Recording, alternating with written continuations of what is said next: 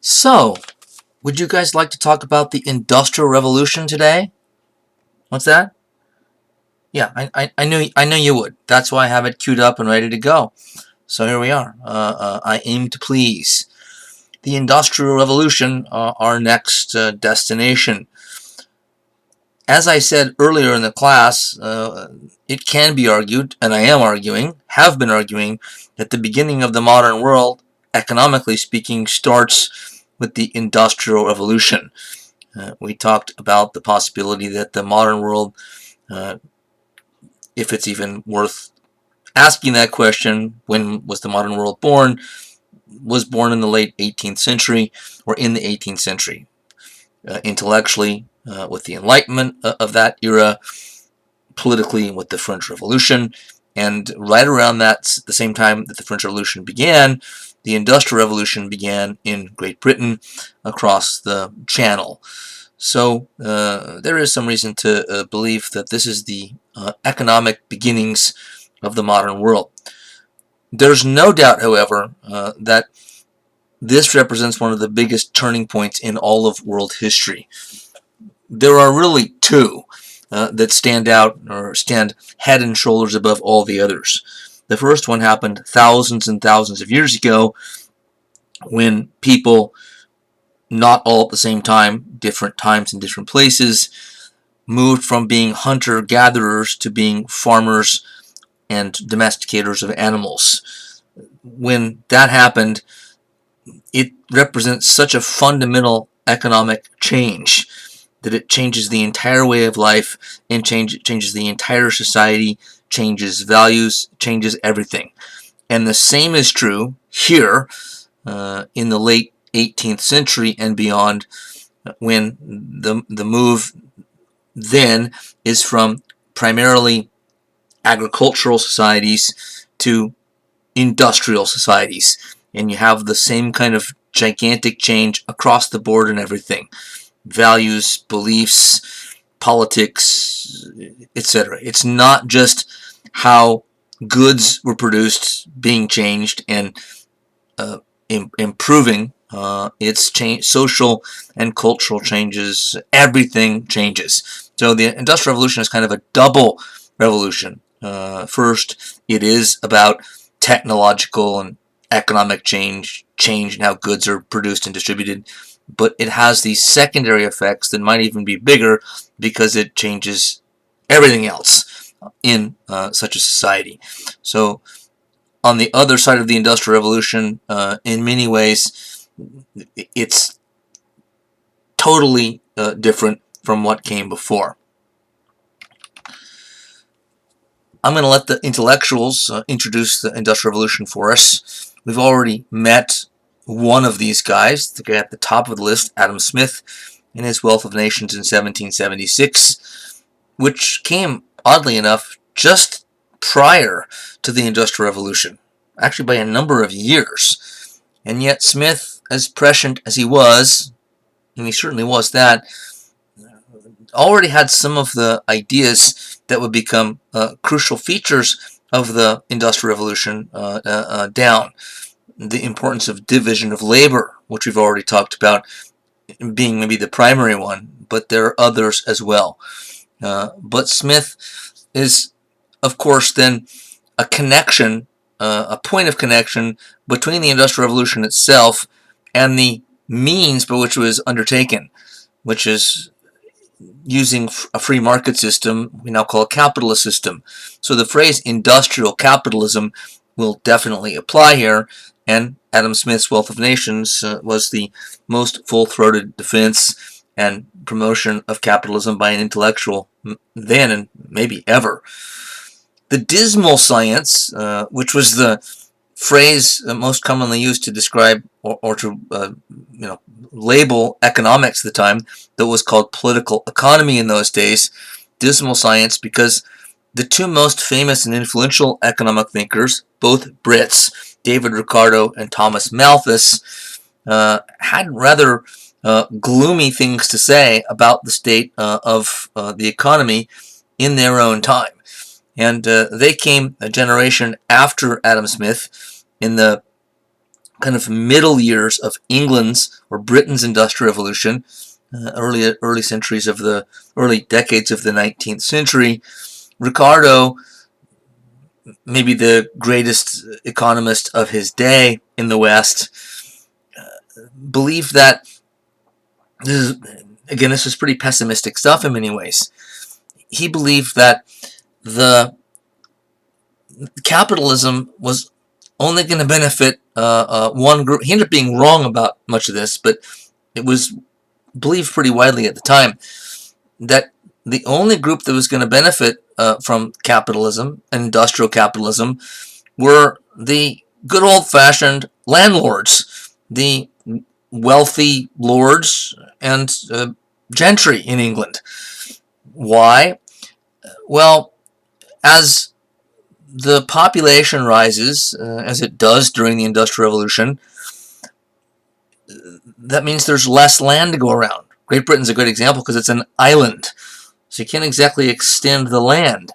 So the more population there is, the more demand there is for property and land, which means the prices go up. So the value of land is ever increasing throughout this period. And yet the capitalists and the workers, from Ricardo's perspective, are kind of stuck. How are they stuck? And because you could think, well, the capitalists could just sort of pass on the cost to their workers, the consumers. Any imposition, because land is more expensive, they could sort of sell their products at higher prices. They could pay their workers less, but they can't. Why? Because you have to pay a minimum wage. I don't mean a government-sponsored, minimum that's required by law, but you have to pay the workers enough for them to at least survive so they can come back to work the next day.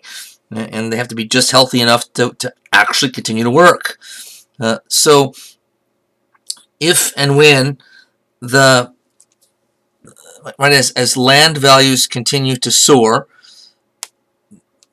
that means that the workers, who are usually renting land, at least in part, from the landowning class, their rent is going to go up. As land values increase, so does rent. And so the capitalists, the owners of factories, the owners of businesses, have no choice if they want to keep their workers alive, and they do need them alive. They're not as productive if they're not alive, to come back to work every day. So they have no choice but to raise their wages, and they're not going to raise them any higher than they absolutely have to. But they have to raise them to subsistence level. But subsistence level keeps increasing as land values go up because of a population rise. So Ricardo saw all of this as benefiting those who had always benefited for centuries, and that's the landowning elite, old money classes. But he ended up being basically wrong about that. Also, Thomas Malthus, who was a parson in the Anglican Church, so kind of a part-time intellectual, but wrote one of the most influential works really on economics in European history. He wrote an essay on population, and what he claimed was that there's never going to be an end to inequality. He didn't mean there shouldn't be. He just said it's impossible, because he believed that population growth, again, population comes into his thinking as it did for Ricardo, it's going to grow, as he said, geometrically, whereas food production could only grow arithmetically. So there's no way food production can ever keep up with rising populations. So there will always be people on the margins, on the fringes, dirt poor or starving, or in living through a famine.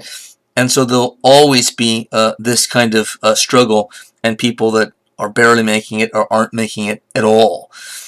So another rather gloomy, pessimistic analysis of things. Now, Malthus, did he get it right? Not really. He failed to foresee two things of great importance. He didn't see, and he couldn't have seen, the green revolution that's come along in recent decades. Now we have so many different ways to alter edible plants, crops, that we can increase the yield enormously. So we can keep up with, and we do keep up with, sort of the needs of a growing population worldwide. The problem where you see people starving in the world, and by the way, there aren't nearly as many as there used to be. That's quite a misnomer, actually. In terms of the population of the world, especially in the poor countries being fed, I'm not saying there isn't still famine and hunger, but it's not nearly as big a problem in terms of total numbers or percentage of people in the world as it used to be. Those numbers have steadily improved. But Malthus didn't see that there'd be a green revolution. There could be a green revolution. He also didn't see that people could find various ways, partly through technology, to limit the number of children they have. So he didn't see, devices to limit pregnancies, condoms and other such items. So he didn't see that population could actually be reduced, and it can also be reduced in other ways too, by the way. So he certainly didn't see this coming. It's not just through contraceptives, but in the modern industrial wealthy countries, population isn't a problem. Well, it is actually in the other direction. Underpopulation is a growing problem in rich countries like the United States, particularly in Europe, because as people become more affluent, they tend to have and want to have fewer children. In Europe, I think right now, the rate of replacement, you think you need to have about 2.1 children to replace mommy and daddy just to keep the population even. 2.1, because some of them don't make it to adulthood. But I think that in some European countries, the replacement rate is like 1.3, 1.5, 1.7. In almost all of them, it's below replacement rate. So the population is actually going down in Europe, something that Thomas Malthus cannot be criticized for not seeing coming. Nonetheless, political economy, the word for economics in those days, understandably was thought of as the dismal science after the writings of and research of David Ricardo and Thomas Malthus. Moving to the Industrial Revolution at its height, at least in Great Britain, we examine Friedrich Engels' work, The Conditioning of the Working Class in England, 1844. And Engels was a socialist. He was the intellectual collaborator and friend of Karl Marx. They wrote the Communist Manifesto together 4 years after this book was published, and they were lifetime friends, both socialists. Engels was in that strange, rare category of individual who we could call a millionaire socialist. His father had been a factory owner, and he inherited a number of factories and was a rich guy socialist. He funded Karl Marx much of the time because Marx was always short of cash. Marx wasn't the most practical of sorts, and go figure, writing books that were extremely critical of capitalism in capitalist Europe didn't sell all that well. So, among other repercussions, or among other techniques that Marx used, he leaned on Friedrich Engels, who was apparently more than willing to help keep Marx and his family afloat, partially because they were friends, partly because he thought of Marx as a genius, as he very well may have been. But considering he was a socialist, and you probably already know something, at least a little bit, if not more, about the working class in England around this time, then it shouldn't surprise you, or won't surprise you, that his conclusions here were that the condition of the working class were dreadful. And that was more or less true. Wages were low, so much so that workers lived in hovels of apartments, and their lodgings were small and unsanitary, sometimes unsafe. The working conditions were harsh and sometimes unsanitary and unsafe. None of that's surprising, because it's true. And later on, when the United States goes through its industrial revolution, kind of starting already by this time, in other countries it's the same. However, I do think we have to consider something that we sometimes don't, and I think I said this in an earlier unit, but we have to sort of look at what life was like before the Industrial Revolution. So, I mean, to get a real sense of this, because if in the pre-industrial rural economy, village, small town life, if the conditions were just as bad for poor people, peasant farmers, or people that didn't own any land, if they were just as bad or worse, then it's not saying much, actually, to say that the condition of the working class was poor, was unhealthy. They lived lives of utter poverty. Well, what if again, I say what if because the jury is out. Scholars disagree about how to compare, what the comparison is between then and here. But what if, as some scholars believe, that life in small town, rural, pre-industrial Great Britain and Europe was just as bad or worse than the condition of the working class in its kind of formative years later on here. Nonetheless, Friedrich Engels was not the only one. There were plenty of critics of the industrial capitalist system in Great Britain once it was in full swing, looking at it from the perspective of the workers and seeing them as being, greatly shorted in what they got out of it. Here it is, the Dismal Science, Ricardo on the right, Malthus, his essay on population, on the left. It helps us, I think, to understand the enormity of the change that the Industrial Revolution represents, to examine at least superficially the pre-industrial society that it replaced, an economy that it replaced. So European society, starting with Great Britain, is moving from village artisans making things by hand to workers in factories making things via machines, and the machines doing an increasing amount of the actual physical part of the job, in the sense much of the brain power that's kind of programmed into the technology and the machines. So we're moving from rural life where artisans made things in small shops by hand with some primitive machines like you see in the bottom right shoemaking shop, to things being made in factories with the increasing use of mechanization or machinery. But there are also some other changes as well. Let me backtrack a little bit here.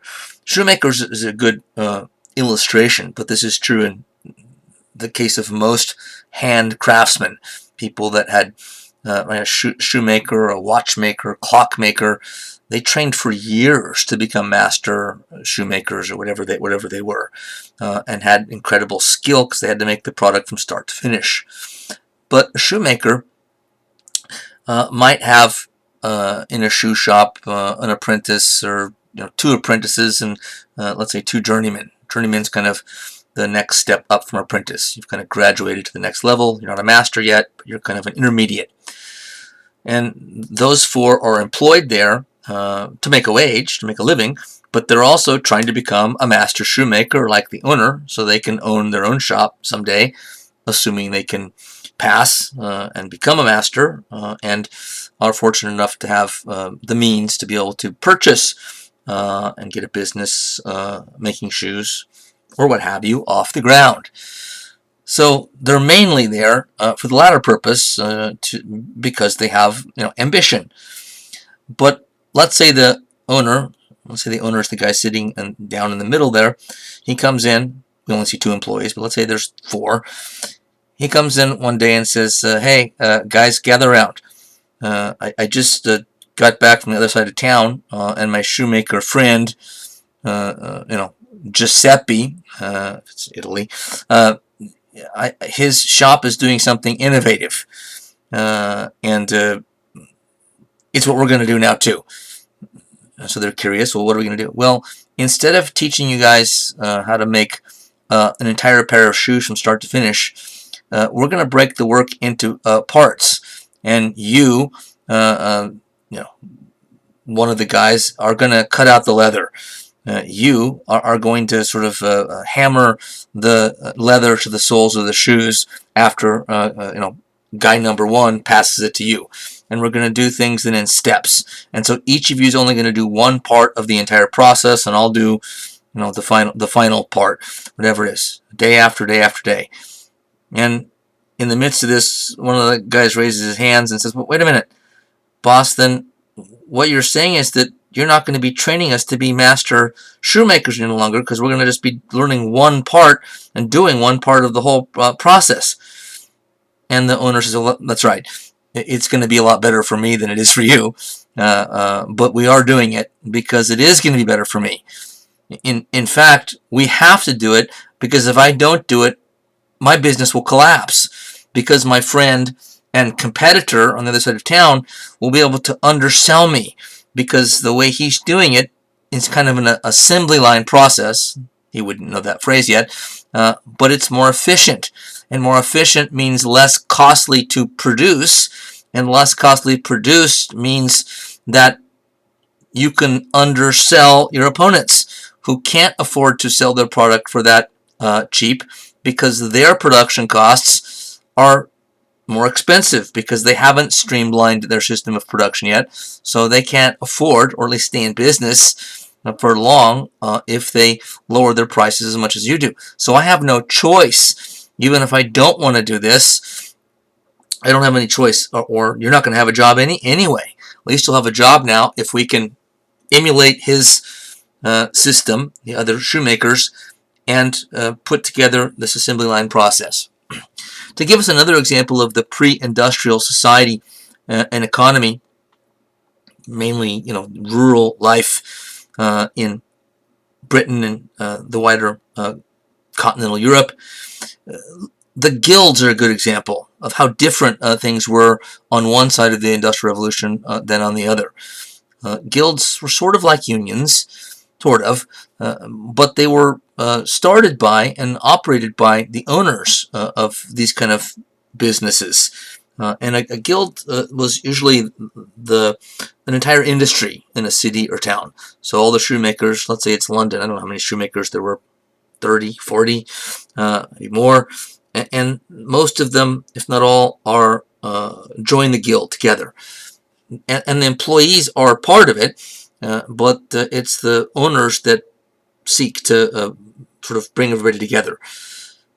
Why do they do it? The idea is to eliminate competition. That's the whole idea. And this goes back to the Middle Ages, where capitalism was in its infancy and wasn't really, it wasn't a economic system yet. There are bits and pieces of capitalism here and there, but except in big cities, it wouldn't have been recognizable as anything, that different than what people were always used to. And so one of the hallmarks of a capitalist free market society and economy is competition. And yet the guilds are trying to eliminate competition. How? They, all the shoemakers in the guild get together, the bosses, the owners, and decide to fix wages. They decide to fix their prices.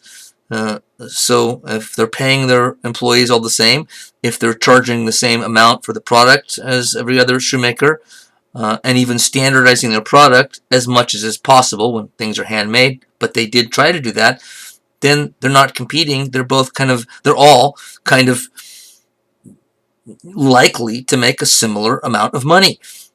And this tells us that the value system of pre-industrial Europe was not about competition. We already know what it was about. It was about stability, right? Security. They wanted things that were known. They didn't want instability. They didn't want insecurity. And so the guilds were a way to maintain stability, security, a sense of order, right, and avoidance of disorder. So there are a lot of other things we could talk about that show us differences between one side of the Industrial Revolution and the other, but I think that will suffice. So the foundations for the industrial takeoff, I'm going to more or less skip this part. It gets into a great deal of complexity that we don't need. One of the essential preconditions for the Industrial Revolution was a revolution in agriculture. The agricultural revolution, there have been others in history called that, but this one in many ways is part of the Industrial Revolution in the sense that it does some of the same things are happening. Increased use of technology to make the production more efficient. So like factories make things more efficient. Farms start to innovate and use more technology and put increased knowledge to work to increase yields, more efficient, and be able to undersell opponents. But there's another way in which the agricultural revolution is not just a part of the Industrial Revolution, but a precursor to it, an important foundation to it, and that is that only after Great Britain first, other European countries to follow, started to become so efficient in farming, as they do around this time, can they free up enough people from working on the land, or do free up enough people by firing them from working land because they don't need them any longer. They're more efficient. The techniques of farming from this point forward start to allow fewer and fewer people to produce actually more and more crops. But what do those people do if they don't have work any longer in the fields, working on somebody's land? What they do is they go into the cities, into the factories, and start getting factory jobs as part of industrial production on assembly lines, etc., etc. So the point is that had there been no agricultural revolution that greatly improved output and yield in the agricultural economy, there wouldn't have been enough workers freed up to be able to work the factories and make them successful, and the Industrial Revolution would not have happened. There is a connection between the Enlightenment and the Industrial Revolution, like there is between the Enlightenment and so much else, as we've already seen.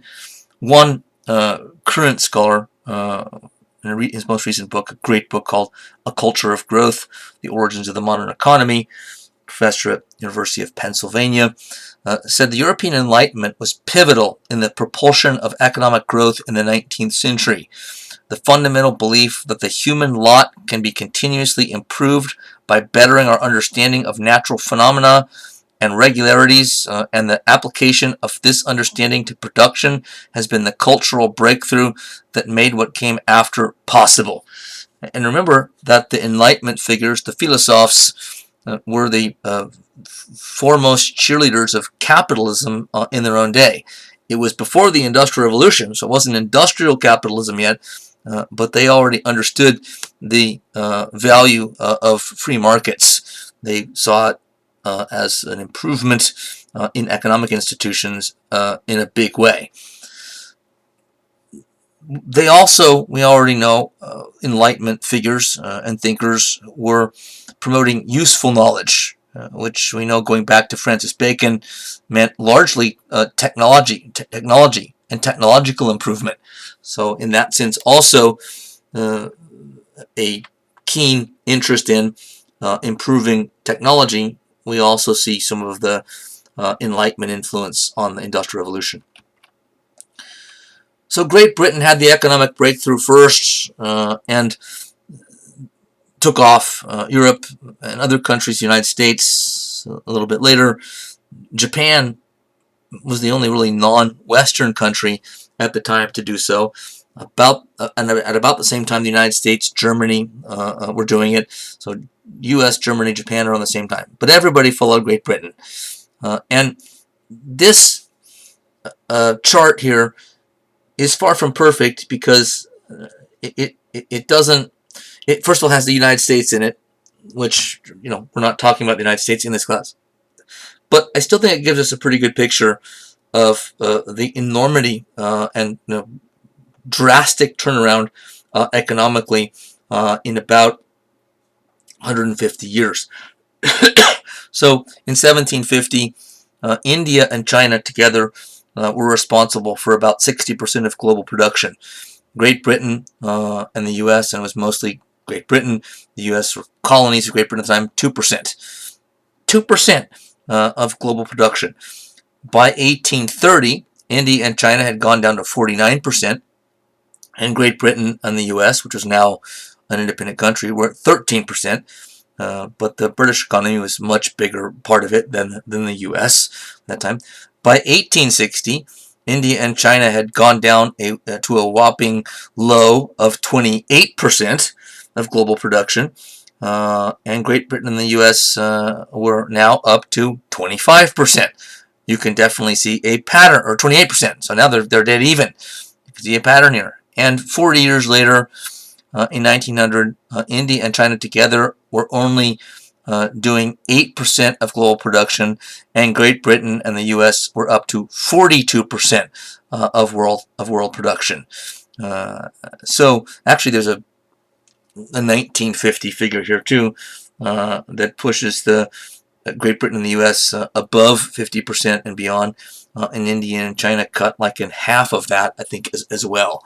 So that just gives you kind of a ballpark understanding of how big of a change economically, in this case, in terms of the power relations and wealth relations between countries or parts of the world.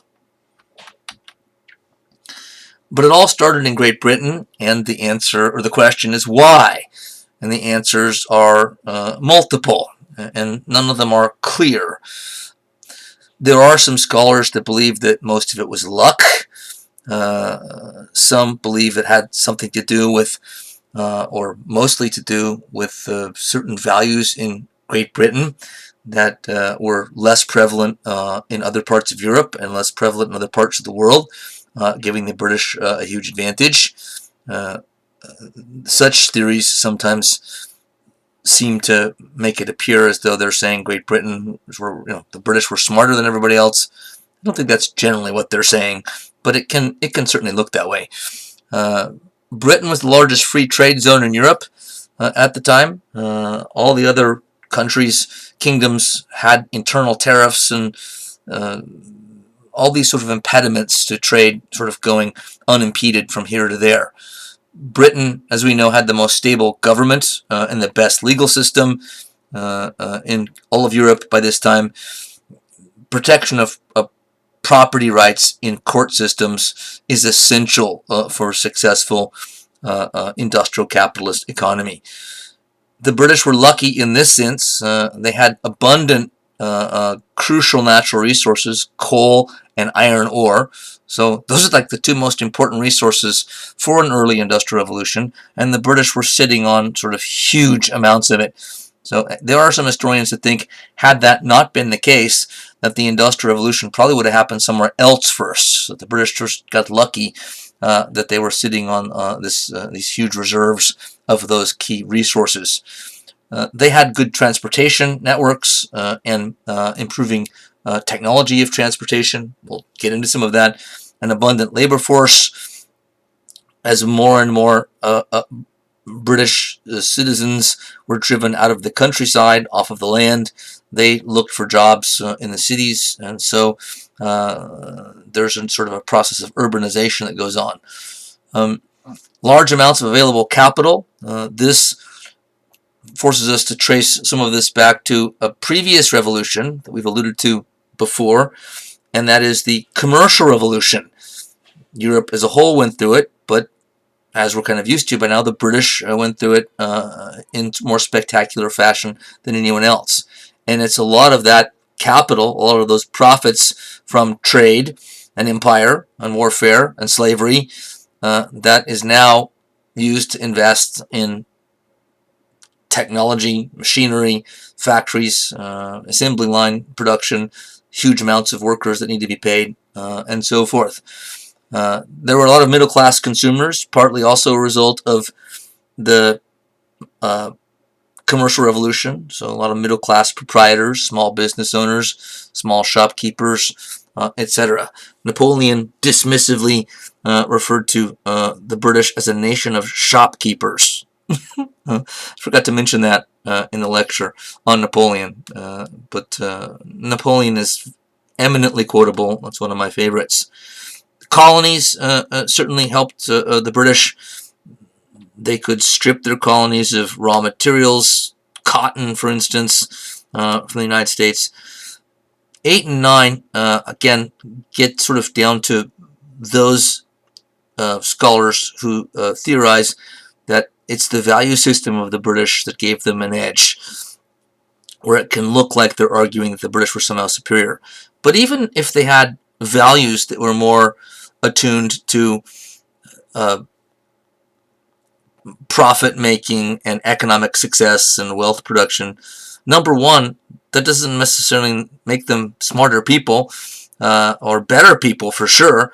And it's also, number two, possible that that was a result of certain lucky forces as well. But it's often cited by scholars that there was a pre-existing spirit of private enterprise in Britain like nowhere else at the time, rising individualism and opportunity, so relatively free markets and already sort of thinking, kind of free market thinking was already prevalent. And I think there is some truth to this. And also a rational approach to problem solving, which gets us back to the scientific method, scientific revolution, and the Enlightenment and all of its values. So we see the growth of a market economy, capitalist economy, and remember we're marrying these two things together, or the British and Europe were, right? Modern industrial production under capitalist auspices. Hence the already oft-repeated phrase, industrial capitalism. So a market economy, free market, free enterprise economy is a system where most economic decisions are in private hands. And what happens in the economy mostly dictated by decisions right, made by individual entrepreneurs, individual business owners, or boards of directors of businesses, etc. Not in the hands of governments, not government-sponsored monopolies, as we've seen occurred in the previous century and even into the 18th century to some degree. And also market economies, since the government, for the most part, not completely, sort of keeps its distance, allows market forces like supply, demand, free competition to decide in what direction the economy is going to go. Really the key here is what's known as the price mechanism. Market economies are extremely efficient, much more so than socialist economies, at allocating resources, because prices are invaluable pieces of information that simplify, incredibly effectively, simplify what would otherwise be impossible to understand. Economies, even in the late 18th century, early 19th century, were already so complex that nobody could understand all of the different industries and what went into them, etc., etc. So how would you know to invest in the iron and steel industry, the textile industry, how to, when to move to some other, get out of that business, move into something else, or move from one place to another. Well, prices tell you. When prices go up and down because of supply, demand, competition, you don't have to be an expert on everything. So in a free market system, part of the beauty of it, and there is an elegance and beauty to this, as much as those words don't seem to go naturally with capitalism, but they do in this respect, that this gigantic system, right, to say it's Great Britain, it's still a big country in terms of its economy then and now, and yet nobody has to know how the whole thing works. Each person has to only know their own business, what they do as part of the economy. So a supplier, today of auto parts, right, to the automobile industry, they don't need to understand the entire economy. They just need to understand and be experts in what they do. And everybody doing that then just taps into the price mechanism and supply, demand, competition, and decision making then is spread out over a tremendously wide area. It's a decentralized structure, extremely decentralized, which doesn't work perfectly, admittedly, because we see monopoly control in history. Right now in the United States, there are some industries that barely seem competitive because there's only a few big players in the industry that dominate it. So that actually gets away from the spirit of capitalism to some degree, which is a problem, to be sure. But at least in theory, sometimes in practice, decisions are spread out in this decentralized system so much that nobody or very few people can dominate. It's spread out. What I think is particularly elegant about it is that nobody designs a market economy. It'd be impossible because nobody can know everything there is to know. I mean, that's putting it mildly. So this is a good example, and there are others in history, of systems, networks that are formed through the process of kind of social cultural evolution, that they just happen to evolve in a certain direction that works, and they get extremely complex over the decades and the centuries in ways that nobody could do by design. And yet in this case it's something that, generally speaking, works brilliantly. It works like it was planned out, and yet it wasn't. Nobody could. Another good example of this, just to give us something to compare it to, is the evolution of English common law. Nobody invented the common law and wrote it down all at one time. It was a series of thousands of court cases over centuries that established precedents and certain rules and certain legal precedents over a long period of time. So some of the most, not all, some things can be planned by human beings, but some of the most successful systems and institutions in history are not sort of thought out ahead of time. They're not based on some theory. They're not based on a blueprint and a plan that somebody carries out and puts in operation. They evolve into what they are. Not that human beings don't somewhere along the line step in and reform them and tweak them and improve them, make them better, make them more workable. That happens. And it certainly happens in a capitalist system, and Great Britain first, again Europe, the rest of the world to follow. David Landis, one of the great experts on industrial development in the West at Harvard, in one of the seminal books on the subject, said, "Innovation worked and paid. Success bred imitation and emulation." So for capitalist systems to work, industrial capitalism to work effectively, innovation is at a premium. So people that have good ideas, unique ideas, and know how to sort of make the most of them, can get an edge and an advantage and push sort of competition.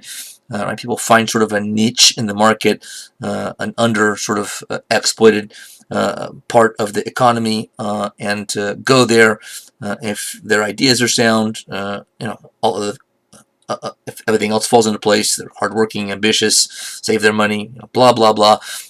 They can be successful.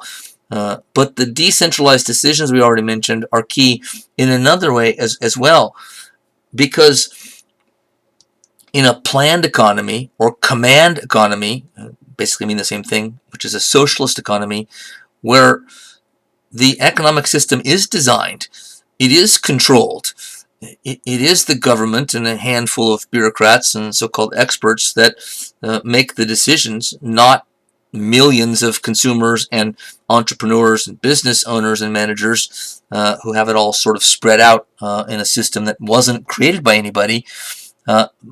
But in a command system, if the bureaucrats, technocrats that are setting policy, setting prices, setting how much the amount of goods to be produced in this industry or that industry, if they get it wrong, the whole society is screwed. But in a free market system, since everything is so decentralized, it's like everyone gets to do their own little experiments, and the ones that don't work, right, the ones that are not good experiments, tend to fail and drop out, and other people then okay, in creating and building steel mills, there were 5 different types of steel mills created, and the other 4 have gone by the wayside. They didn't work. There's only one type that still remains. There's a number of steel companies that are the technology using, the way their mill is structured and set up, all the ones that remain have been done that way. And so now, new entrants into the industry, old ones who are about to go out of business, can now emulate the successful experiments done. So in a free market economy, it's like people are experimenting across the board all the time because they have to. In a planned economy, nobody has to, and nobody gets to, because the government makes those decisions. So we can't separate, at least in European history at this point, the rise or the beginnings of an industrial revolution without connecting it to free market capitalism. Inventions, technological advances in production, were an important sort of driving force of the early Industrial Revolution. Scientifically educated tinkerers, as they've been called by historians, were usually responsible for the main advances, innovations, technologically speaking. So, tinkerer connotes somebody that's not an expert, not trained to do that, but through experience, depending on what they do for a living. You kind of see in the picture below. So somebody whose industry, whatever it may be, I don't know what this is even, but they have to sort of know how pulleys and levers and things work. They have enough practical hands-on knowledge, like a mechanic that kind of learns by doing, to be able to sometimes innovate. They have ideas, not always, but they can have ideas because they have the requisite experience. But I say scientifically educated tinkerers because in recent decades it's become apparent that these guys had more actual scientific knowledge sometimes than was previously realized. So, and we know this because we found documents, lots of them, whereby graduates, young graduates of Oxford, the wrong country, Oxford and Cambridge in Great Britain, I guess looking for work and not being able to find it in their field, decided to start giving classes. And we know because the documents have are syllabi. They do like a syllabus. And they did sort of wildly different ones. Everyone did it their own way. So some guy might say, if you pay me this much money, I'll do a 2-month course in Newtonian physics. Or if you give me this much money, I'll do a 6-month course, or I'll do a 12-hour, 8-hour seminar on Newtonian physics. And there were a lot of people that were interested in this. Some of these same tinkerers then got classes from someone that had a degree in Newtonian mechanics, and it wasn't just a practical application. Some of the syllabi show that the classes at least included a portion of the class that dealt with theoretical physics. So the theoretical aspects of Newton's ideas and theories. So some of these guys, though tinkerers, were more scientifically knowledgeable than we previously recognized. So to give us an example of some of the early technology in the textile industry, and the reason we start with the textile industry is that's where the Industrial Revolution began. So Great Britain went through the revolution first, and the first industry in England to go through these processes was the textile industry. What is the textile industry? It's the making of cloth, clothing, blankets, whatever else we do with cloth. So we have spinning machines and weaving machines. And all four of these inventions are famous, made the guys here famous. James Hargreaves' spinning machine, 1768. Richard Arkwright's water frame, early 1770s. Samuel Crompton's spinning mule, 1779. Edward Cartwright's power loom, 1785. And in the middle you see my words, big letters there. There was a bottleneck in weaving caused by innovations in spinning was solved by the power loom. This gets to I think a concept in history that has great usefulness and explanatory power, though it's not used by too many historians any longer. What's sometimes called challenge and response, or meaning the same thing, just saying it more in a more fancy way. Societies tend to get the thought they need. Meaning when a society needs something to be figured out through human innovation, they tend to get it. Challenge and response being the same thing. When societies are challenged greatly, they tend to respond by solving, figuring out that challenge, besting it. Why? Not because of wishful thinking, but because when enough is at stake for a society, they're going to put a great deal of time, effort, energy, brain power, resources into it. And the more they feel they have to, or are ambitious to do so, the more likely it is they're going to find a solution. So this is a good example of it, because if spinning machines improve by a great deal, somebody invents a new spinning machine which allows the amount of thread to be produced to go through the roof. It doesn't do any good if the weaving machinery doesn't improve to keep up with it. If it's still as slow as it just stays the same, then the thread or yarn just piles up. So there's a great deal of now pressure, a bottleneck in the system for the weaving machines, the weaving technology to get better. And so there's a challenge and a response there. In this case, since it's in Great Britain and it's a capitalist system, the challenge and response is a lot of it's monetary. Individual inventors or tinkerers see, if I produce the machine that breaks this bottleneck, I can become a millionaire. I can become extremely wealthy and successful here. So there's a great deal of economic incentive to meet challenge with successful responses.